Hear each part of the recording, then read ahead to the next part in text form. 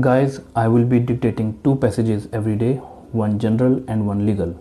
So subscribe to my channel for latest updates. 5 seconds.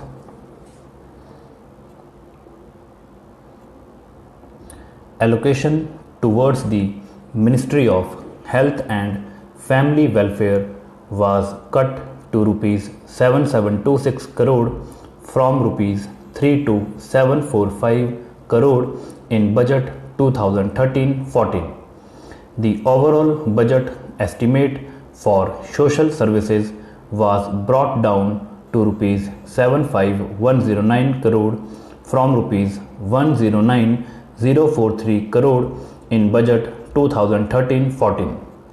The central outlay for rural development is reduced from rupees 56438 crore in budget 2013-14 to a mere rupees 2902 crore in interim budget 2014-15. The interim budget may be judged on three criteria. First, his attempt to advertise his government priorities, commitments and achievements, be it subsidies in diesel to liberalizing sugar industry. He has tried to do it very unsuccessfully. Second, his commitment.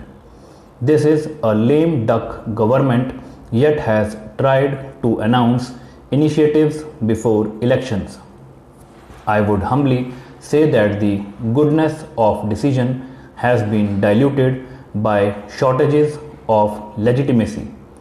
This interim budget trespasses into the next government's policy space in many areas, while accepting the long-standing demand of one rank, one pension for ex-servicemen is popular among the beneficiaries. It has long-term fiscal implications that are left to the next government to contend with. Thirdly, what do the mayors in this vote on account mean for economic growth? It is unclear. The government hopes to achieve fiscal consolidation without reducing entitlements and expenditure, even as GDP growth remains in the vicinity of 5%. Subsidy estimates are higher.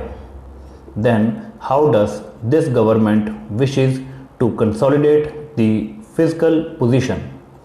I would draw the attention of this House towards another major issue.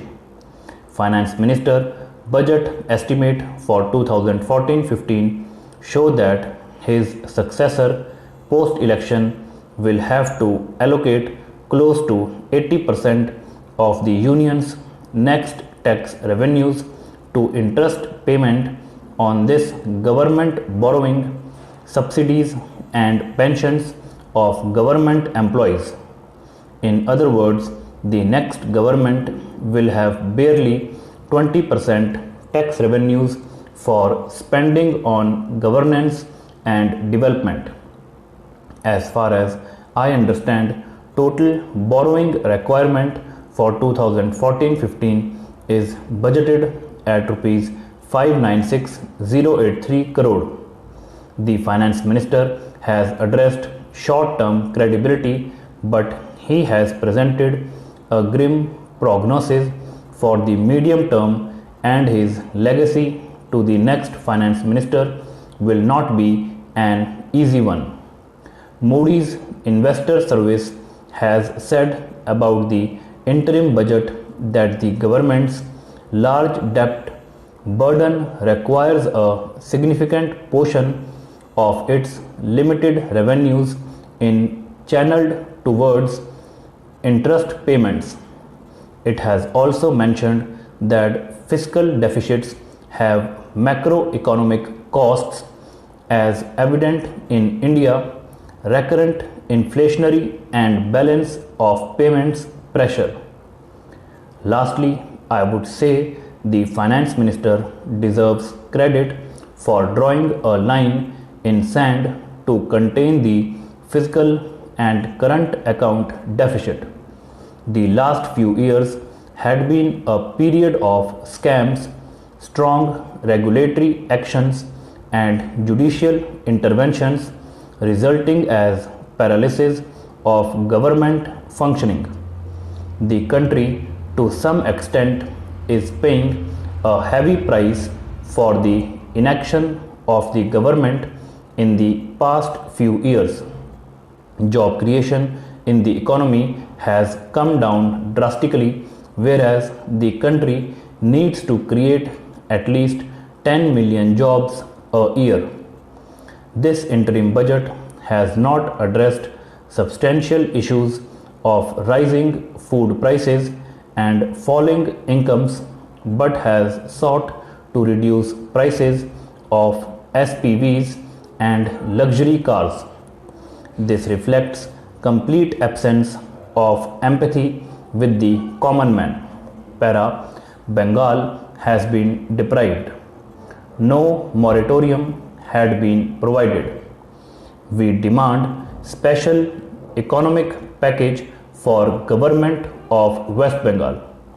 West Bengal is the worst sufferer of regional imbalances, and since after independence, Eastern Zone as a whole were deprived and exploited economically. Unemployment problem is at skyrocketed height and price rise is beyond control. Government is callous, directionless, and have no far-sightedness. Vote on account is not a general budget, but Finance Minister has presented it as a full budget. But rural Aam Aadmi have been left in the lurch with no relief to them. Mobile phones with a price tag up to rupees 2000 at present is set for a rise.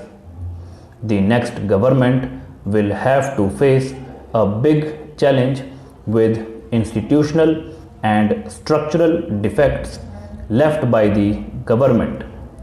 Responding to the Honorable Chief Minister of Tamil request, the service tax on rice has been removed.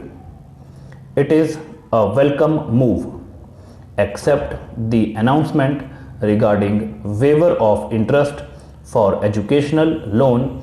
There is nothing cheer about the interim budget. No relief to salary class people by way of income tax relief. Besides, the subsidy burden is too high and the next government will have to face a big challenge. The situation is grim, calling for drastic steps which are completely absent. There is no relief to farm sector. The optimistic picture mapped out by the Honorable Finance Minister is only illusory.